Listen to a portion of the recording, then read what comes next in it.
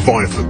The great sea serpent is noted in both theology and mythology. God decided to reveal to Job how wondrous and powerful he is by showing him one of his most terrible creations called Leviathan.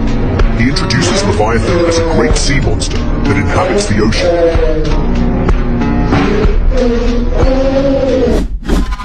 समुद्र तट पर इन मछलियों के आने से चारों तरफ अफरा तफरी मची हुई है। सिर्फ यही नहीं, इनके साथ एंगलर फिश और ओरफिश भी है। इसके साथ साथ समुद्र तट पर ऐसी बहुत सारी मछलियां देखी जा सकती हैं। इतनी मछलियां हैं कि एक आदमी उनमें छिप सकता है। इसके साथ साथ डॉल्फिन मछली भी बाहर आई हुई है। ये सारे संकेत हमें कुछ बताना चाहते हैं, तो वो क्या हो सकता है? क्या इन सब के कारण ये हो सकता है? चलिए विस्तार से जानते हैं। उससे पहले इस तरह की ताज़ा खबरों की जानकारी विस्तार से जानने के लिए आपके टीवी ट्रेंडिंग वीडियो चैनल को सब्सक्राइब करें और बेल आइकन को ऑल पर कर लीजिए। मैं आपको सभी ताज़ा खबरों की जानकारी देता रहूंगा। ज्यादातर ओरफिश का समुद्र से बाहर आना लोगों को सोचने पर मजबूर कर रही है, क्योंकि जापान में ओरफिश को प्रलय की मछली कहा गया है, क्योंकि ये फिश जब भी दिखाई देती है तब प्रलय या नेचुरल डिजास्टर आता है। ओवरफिश का सतह पर दिखाई देना बहुत दुर्लभ है, और जब ये होता है तो ये अक्सर लोगों को हैरान कर देता है।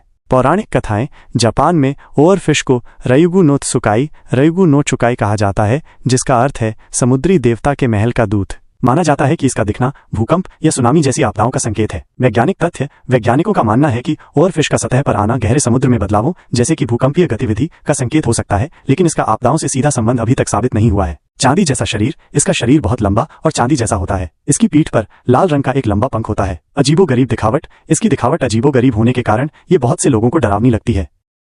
एंगलर फिश गहरे समुद्र में रहने वाली एक विचित्र मछली है। विशेषता: एंगलर फिश की सबसे खास बात है इसके सिर पर एक रोशनी वाला अंग, जिसे एस्का कहते हैं। ये अंग शिकार को आकर्षित करने के लिए चमकता है। ये मछली गहरे समुद्र में रहती है। 6600 फीट या उससे भी अधिक गहराई में पाई जाती हैं, जहां रोशनी बहुत कम होती है। इसलिए ये अपनी चमक का उपयोग शिकार को फंसाने के लिए करती है।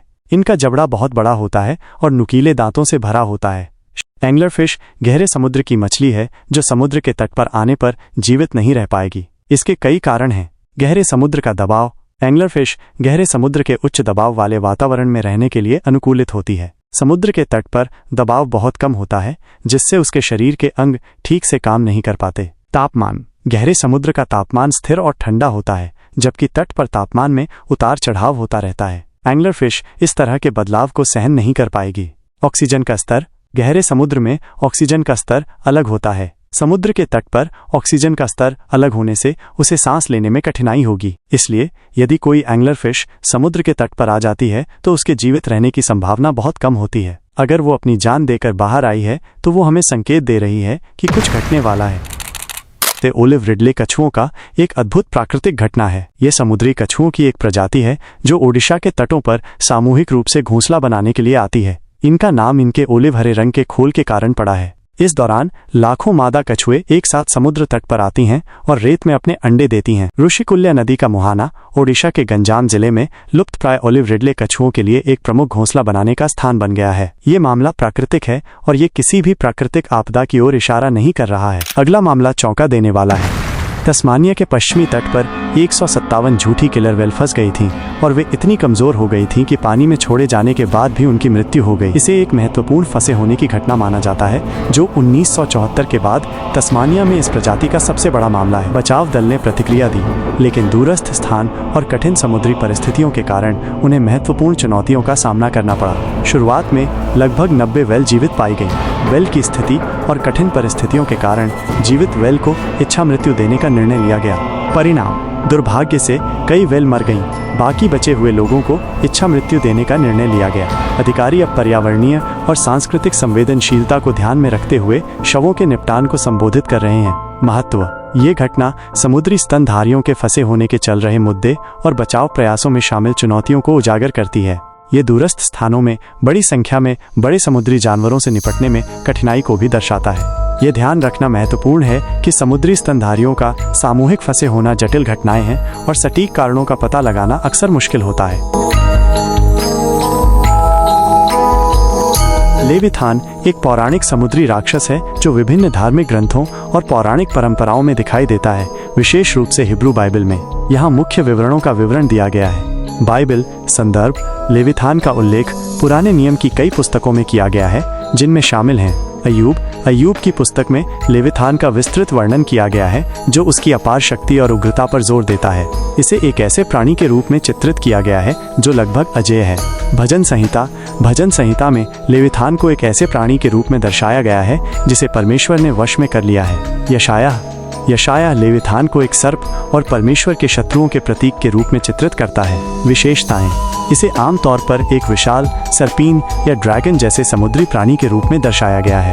ये अपार शक्ति, अराजकता और समुद्र की अनियंत्रित शक्तियों से जुड़ा है। वर्णन अक्सर इसके तराजू, दांत और आग उगलने की क्षमता को उजागर करते हैं। लेविथान प्रतीक कर सकता है अराजकता और प्रकृति की आदिम शक्तियाँ, एक शक्तिशाली शत्रु या उत्पीड़क, सृष्टि पर परमेश्वर की शक्ति और प्रभुत्व। पौराणिक उत्पत्ति: लेविथान की अवधारणा संभवतः पहले की मध्य पूर्वी पौराणिक कथाओं से ली गई है, जहां समुद्री राक्षस आम आंकड़े थे। इतिहास के दौरान लेविथान की व्याख्याएं भिन्न रही हैं। कुछ ने इसे एक शाब्दिक प्राणी के रूप में देखा है, जबकि अन्य ने इसे बुराई या अराजकता के प्रतीकात्मक प्रतिनिधित्व के रूप में देखा है।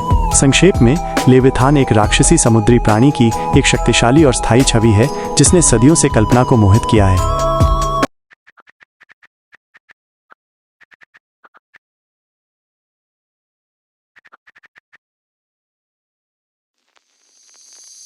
लेविथान शब्द के कई अर्थ हैं, इसलिए इसका मरना किस संदर्भ में है ये मायने रखता है। धार्मिक और पौराणिक संदर्भ में बाइबल और अन्य धार्मिक ग्रंथों में लेविथान एक शक्तिशाली समुद्री जीव है जो अराजकता का प्रतीक है। इन ग्रंथों में ईश्वर द्वारा लेविथान को हराने और मारने की बात कही गई है, जो व्यवस्था की अराजकता पर विजय का प्रतीक है। इसलिए इस संदर्भ में ये कहा जा सकता है कि ये भविष्यवाणी की गई है कि वो मर जाएगा। ने अवधारणा के रूप में लेविथान एक शक्तिशाली, अक्सर अराजक शक्ति का प्रतिनिधित्व करता है। इसलिए लेविथान मर गया है या नहीं, यह इस बात पर निर्भर करता है कि शब्द का उपयोग किस विशिष्ट संदर्भ में किया गया है।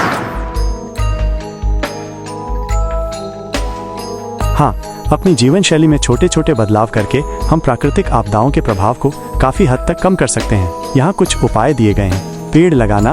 पेड़ वायुमंडल से कार्बन डाइऑक्साइड को सोखते हैं, जो जलवायु परिवर्तन का एक प्रमुख कारण है। पेड़ लगाने से मिट्टी का कटाव भी कम होता है, जिससे बाढ़ और भूस्खलन का खतरा कम हो जाता है। कचरे का पुनर्चक्रण। कचरे को पुनर्चक्रित करने से प्राकृतिक संसाधनों का संरक्षण होता है और प्रदूषण कम होता है। इससे जलवायु परिवर्तन के प्रभाव को कम करने में मदद मिलती है। विस्फोटों को रोकना।